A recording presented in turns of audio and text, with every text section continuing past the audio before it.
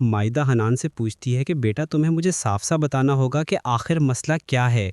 किधर हैं मेरी दुकान के कागजात? मुझे सारी बात बताओ। देखो कोई भी बात ढकी छुपी मत रखना, कुछ भी मत छुपाना, क्योंकि अब मैं तुम्हारी एक नहीं सुनने वाली। अब मैं तुमसे यही कहना चाहती हूँ कि मुझे साफ साफ कोरे अल्फाज में बता दो कि आखिर हुआ तो हुआ क्या, ये सारा क्या माजरा है। क्यों तुम इस तरीके से जलीलू ख्वार करने की कोशिश कर रहे हो हम सबको?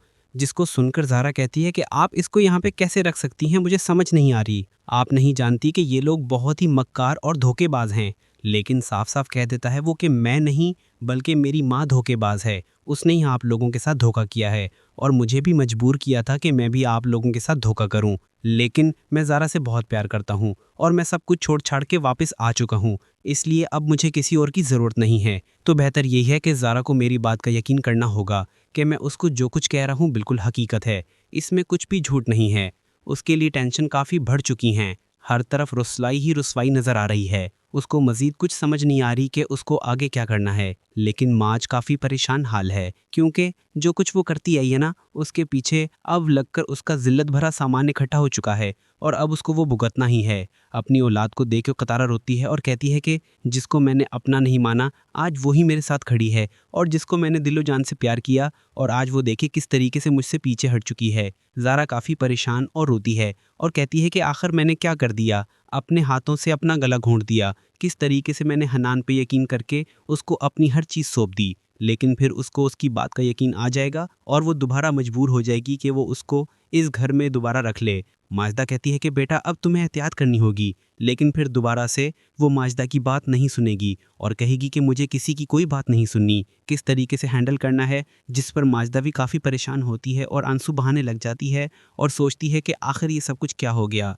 मिनाहल की ये टेंशन मज़ीद बढ़ चुकी है, क्योंकि उसने वाकई में दिल से इस बात को तस्लीम कर लिया था कि वाकई में नरगिस उसके लिए बिल्कुल माँ के बराबर है। लेकिन इस बात को लेके उसको काफ़ी तकलीफ़ है और काफ़ी परेशान है वो। वलीद को हौसला देने के लिए सब उसके साथ खड़े हुए हैं, लेकिन जो तकलीफ़ उसको लग चुकी है वो लग चुकी है और ये बात 100% हकीकत है। आप देखेंगे कि मिनाहल जो है वो तसल्ली देते हुए कहती है कि हमें पता है कि ये मरहला आप लोगों के लिए नाकाबिले बर्दाश्त है, लेकिन सब्र के साथ इस मसले को हल किया जा सकता है, क्योंकि अगर आंटी को ये सारी बातों का इल्म हो जाएगा तो वो काफ़ी ज़्यादा परेशान हो जाएंगी और ये बात आपके लिए भी ठीक नहीं होगी।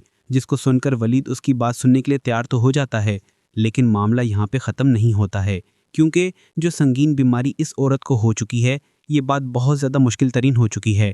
टेंशन बहुत ज़्यादा बढ़ चुकी है।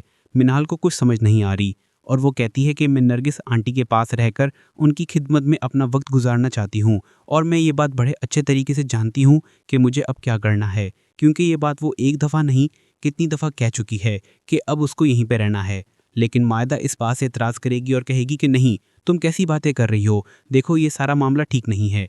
लेकिन नरगिस भी इसको कहती है कि बेटा आखिर क्या हो गया जो इतना बड़ा मसला बन गया और तुम लोग इतने परेशान आखिर क्यों हो। हनान आ जाता है और एक नई चाल के साथ हर चीज़ को ख़त्म करने की कोशिश में है, क्योंकि इन लोगों के साथ अभी मज़ीद बुरा होना है। जो कुछ ये लोग करते रहें इससे ज़्यादा इनके साथ बुरा होगा, क्योंकि जी आप देखेंगे कि हनान रो रो के आंसू बहा के इस चीज़ का बात कर रहा है कि भाई मैंने जो कुछ किया मैंने सिर्फ़ और सिर्फ अपनी माँ की वजह से किया है, लेकिन आज मैं काफ़ी शर्मिंदा हूँ इस बात पर और आपको ये बात पता होनी चाहिए। जिसको सुनकर उसकी यानी कि माँ कहती है कि बेटा तुम इसकी बात तो सुन लो, हो सकता है कि वो सच बोल रहा हो। लेकिन जी वो काफ़ी ज़्यादा ड्रामेबाजी करता है, जिसकी वजह से एंड पर ज़ारा को इसकी बात सुननी पड़ती है और दोबारा से उसकी बात का यकीन कर लेती है। काफ़ी ज़्यादा परेशान हो चुकी है ज़ारा और माजदा। माजदा कहती है कि तुम्हें ये बात साफ साफ पूछनी होगी कि